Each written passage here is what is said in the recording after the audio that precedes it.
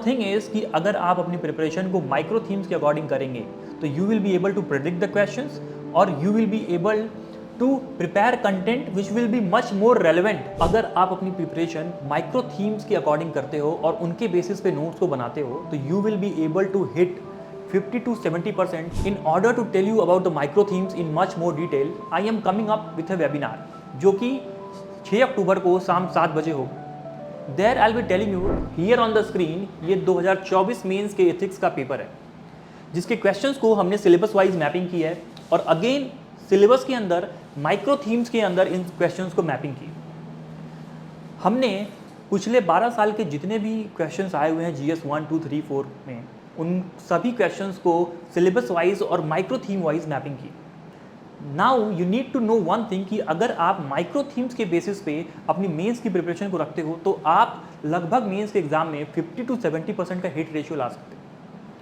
वो कैसे, मैं आपको ये दिखाता हूँ। Now if you can focus on this particular part mainly, ये 2024 का क्वेश्चन है।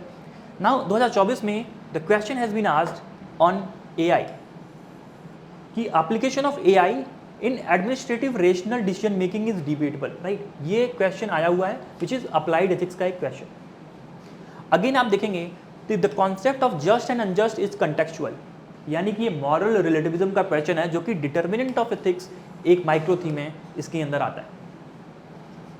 अगर मैं बस इन्हीं दो क्वेश्चन को लेके चलूं तो क्या ये क्वेश्चंस प्रिडिक्ट नहीं किए जा सकते थे, या क्या यूपीएससी ऐसे क्वेश्चंस पहले नहीं पूछा है? अगर आपने अपनी प्रिपरेशन माइक्रो थीम्स के अकॉर्डिंग की हुई होती तो आप इस क्वेश्चन को अच्छे से प्रिडिक्ट कर पाते। नाउ अगर आप देखो तो आर्टिफिशियल इंटेलिजेंस का क्वेश्चन 2024 में आया हुआ है, राइट, जो एक अप्लाइड एथिक्स का क्वेश्चन है। अगेन अगर आप देखोगे तो इंटरनेट एथिक्स पे ऑलरेडी क्वेश्चन पूछा जा चुका है, ऑनलाइन मेथोडोलॉजी पे ऑलरेडी क्वेश्चन पूछा जा चुका है, डिजिटल टेक्नोलॉजी डिजिटल एथिक्स पे ऑलरेडी क्वेश्चन पूछा जा चुका है, right. Now when UPSC have asked all these questions, अब वो AI ethics, like bio ethics पे क्वेश्चन पूछ सकता है, नैनो टेक्नोलॉजी पे और उनसे क्या इश्यूज जनरेट हो सकते हैं उन पे क्वेश्चन पूछ सकता है। सो अगर आप अपनी प्रिपरेशन माइक्रो थीम्स के अकॉर्डिंग करते हो तो आप पेपर में क्वेश्चंस को प्रिडिक्ट भी कर सकते हो और एटलीस्ट 50 to 70% का हिट रेशियो लेके आ सकते हो। सो अगर मैं आपको दूसरा क्वेश्चन दिखाऊं जो कि determinants of ethics micro theme के अंदर आया हुआ है, अगर आप देखें तो 2024 में ये जो क्वेश्चन आया, the concept of just and unjust is contextual, यानी कि टाइम के अकॉर्डिंग आपकी मोरालिटी चेंज होती रहती है। सेम वे अगर आप देखें तो 2013 में अगेन क्वेश्चन ये मॉरल रिलेटिविज्म पे आया हुआ है। Some people feel that values keep changing with time and situation. So the idea is this कि अगर आप माइक्रो थीम्स के अकॉर्डिंग प्रिपेयर करते हो तो you will be in a better position to answer the questions in the real mains exam और आपको 50 to 70% का हिट रेशियो जरूर मिलता है। Now let me show you some other examples from the GS2 paper.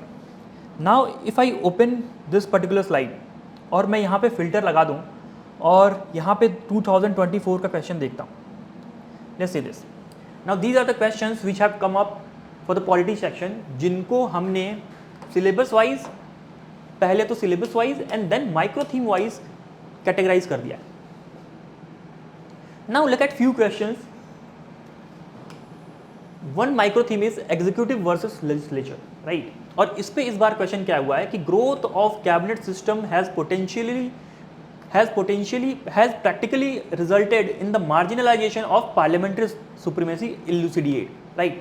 So generally अगर आप polity पढ़े होंगे तो आपको समझ में आ रहा होगा कि this is the question of executive control over the legislature, right. Question का मेनली जो बेसिक कोर जो डिमांड है वो ये है। तो क्या यूपीएससी पहली बार ऐसा क्वेश्चन पूछ रहा है?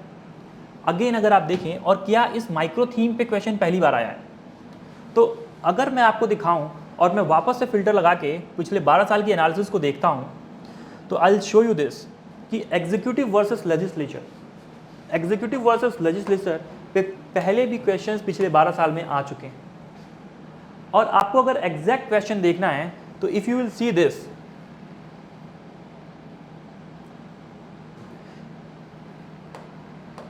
if you can see this, the 2021 में जो आया वो ये क्वेश्चन है, to what extent in your view parliament is able to ensure the accountability of the executive.